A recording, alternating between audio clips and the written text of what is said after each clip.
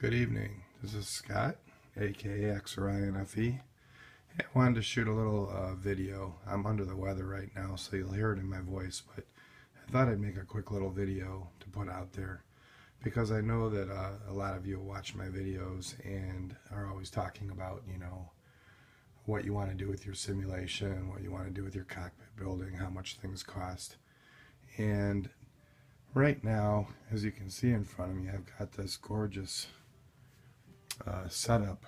It's a 737-200 set of real instrument panels, and they are all real, as you can see from the back.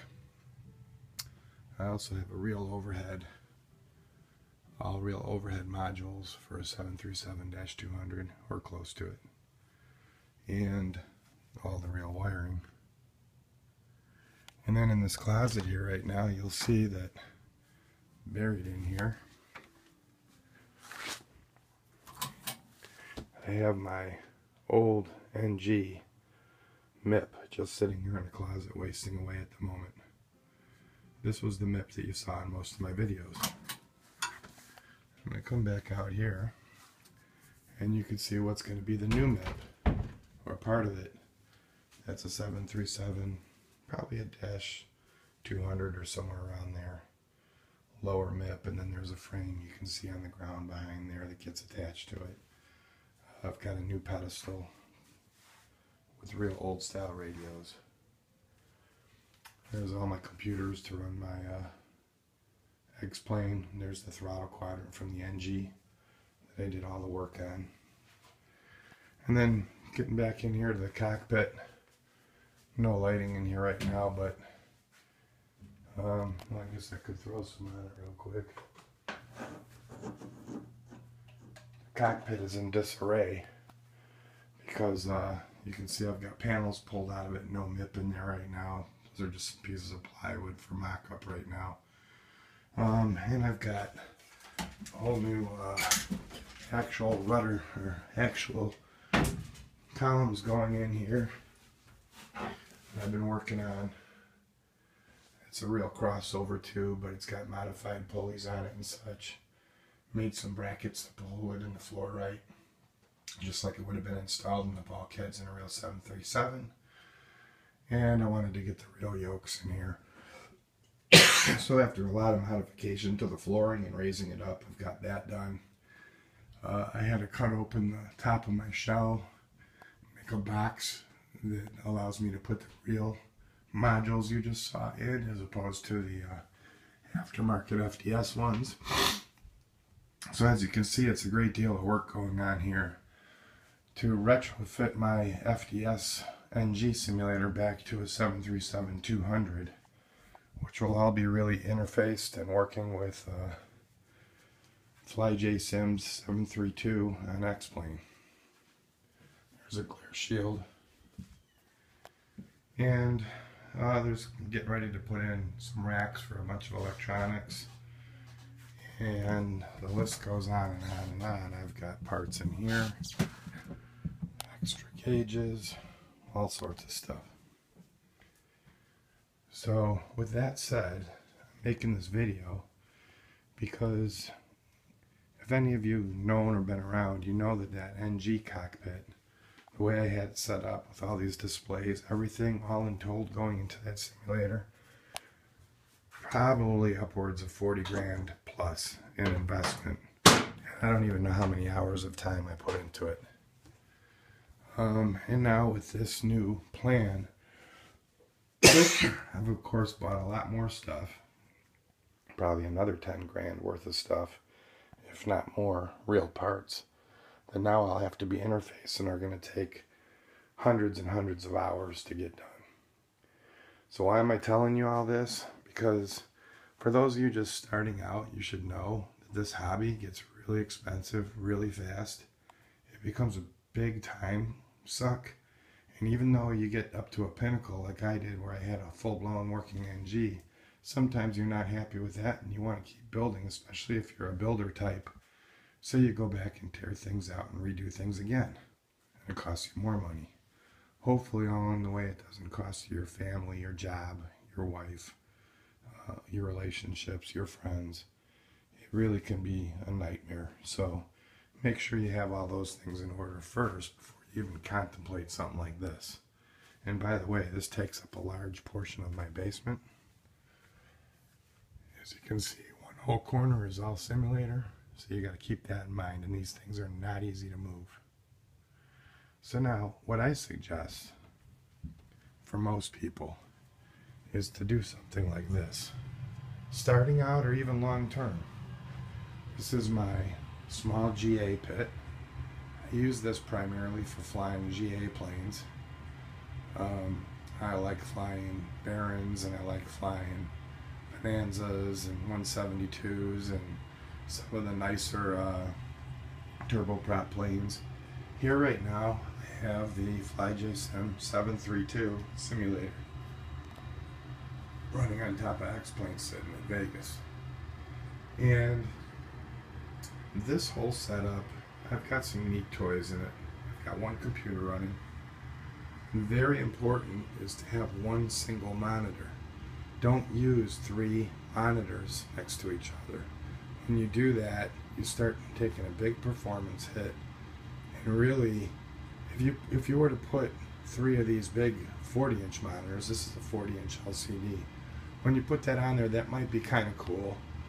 It takes up a lot of space.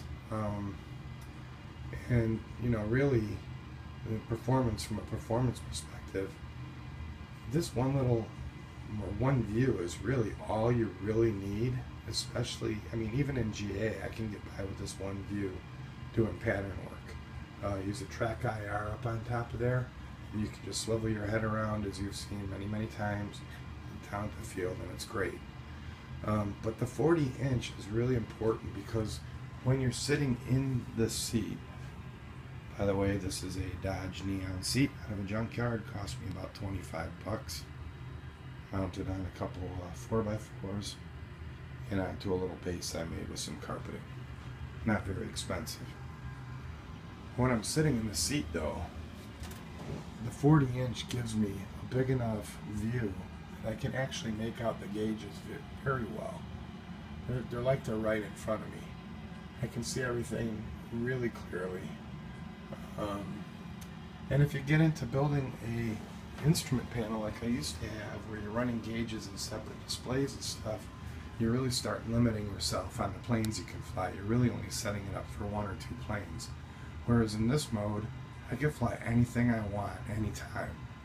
And, you know, I guess what makes it, to me, a really great setup is that when you're on this single view with a 40-inch screen, and your head is not that far away from it, as you can see from where the seat is to the wall is maybe about 4.5, 5 feet. You really start feeling like you're in that cockpit, like you're in that virtual cockpit. And with the window frames and everything around you, it really, I think, gets your brain thinking you're in that cockpit. When you just have a MIP in front of you and 3 monitors showing only an outside view, you start really losing that sense of being in something. And that's why it gets really important when you go back to the big 737 in the other room to be inside of a shell, because that shell is blocking out the outside world and giving you frames of reference with the window frames and stuff that start tricking you into believing that you're inside of the real plane. In the case of a desktop sim like this, with just an outside view, or on 3 monitors like a lot of us did, and some kind of instrument panel in front of you, you really, I think, in my opinion, you lose a lot of immersion because you don't have that virtual cockpit. And these virtual cockpits are so awesome now. They've done such an incredible job, these developers, on making these things, that it's just, I don't see any reason why you need anything more than this. So my advice would be, do something like this. Don't do a full cockpit shell. And don't even try to, you know, paint yourself into one airplane. I love the setup I have here. This is a Cirrus 2 flight control console from Precision Flight Controls. What's really nice about this, it costs about $3,500. It's really smooth. It's got a lot of the normal controls you would use for GA planes, and they're all twin. It can do turboprops or regular. So you have all those controls and you still can feel switches with your hands. This thing on top of it is their RIC, the remote instrument console, which gives you all the rotary encoders for changing heading buttons, course correction, setting your barrel. It really works really well. You got a landing gear handle, flap handle. And what I also really like about this setup is that you can interchange throttle quadrants on it. So right now I have a jet quadrant on it, a twin engine jet quadrant, the spoiler and reverse handle. And I can swap that out in minutes for a Cessna quadrant. Or as you can see down here, I've got some other quadrants. I've got a King Air, Baron, those types of quadrants. And that makes it really nice unit to have. They do make a throttle quadrant only box, which I have as well, which works great if you already have a CH yoke or something. Highly recommended. This on top here, now this is not Precision Flight Controls. I opted for Elite. Elite because I thought they had better integration with X-Plane 10, a little bit more versatile with their plugin. There's some great features in it that I just didn't think Precision Flight Controls could match. So right now I've got autopilot controls, I've got ComNav 2, I've got a Garmin 430 control head, and your altitude and vertical speed, and your marker beacon radio audio panel. I might add one more digital ComNav on this, but that setup right there is awesome. Now, how much did all this cost? I think the Precision Flight Controls Series 2 is about $3,500.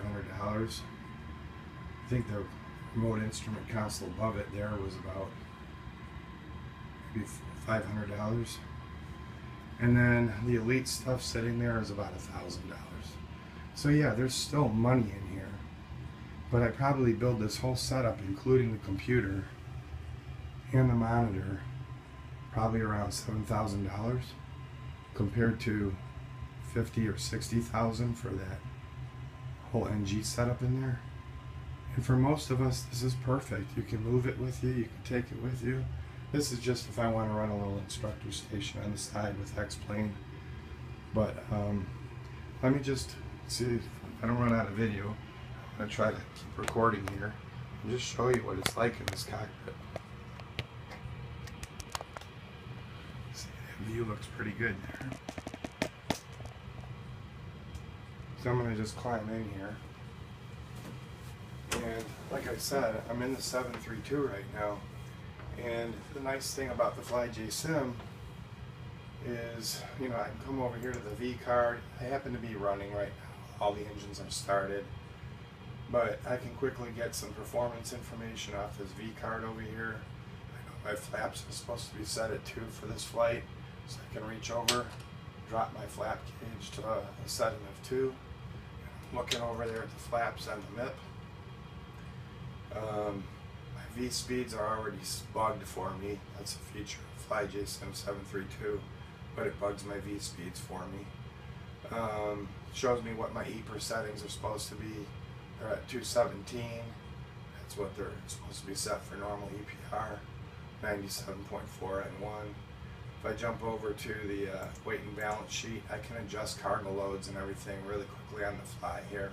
Set my fuel load and stuff. Makes it really handy. There's some operational stuff here, whether you want the engines running cold and dark or whatever. Hide your yokes. And then there's also a plugin that I don't have in there, which is a SIVA for X-Plane, which would give me an inertial navigation system, but don't need that right now. Point is, they have views set up, so I can quickly, look at my main instrument panel. I can jump over to the first officer's side if I want to do it from this side. I can zoom in on my instrument gauges during a startup. Look at my MCP, my autopilot, my flight director controls.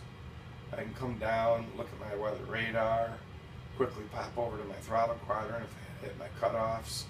I can set the trim here on the trim wheels, just like the regular plane, pretty easily with the mouse. I can hit the green area and it sets my trim for the takeoff trim that I wanted. Here you see the parking brake lever, and the parking brake is red. But because I have the Cirrus, it has a parking brake knob over here. I can turn that off and on with the Cirrus.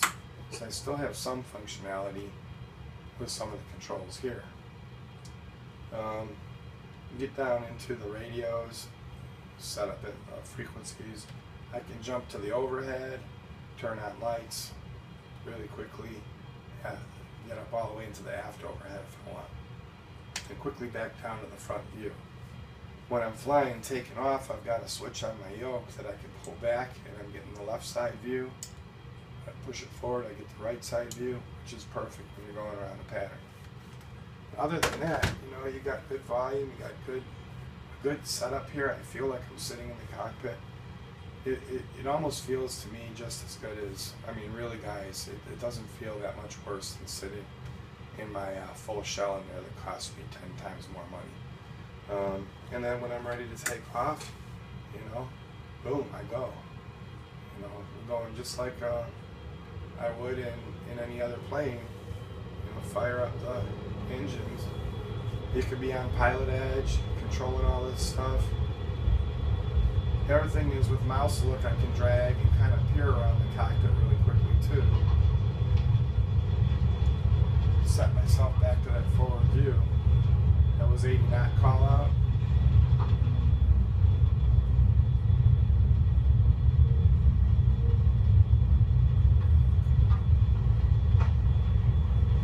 Here's my rotate. Off the ground. Flying. Raise the gear with the Cirrus or any gear control. Gear's coming up.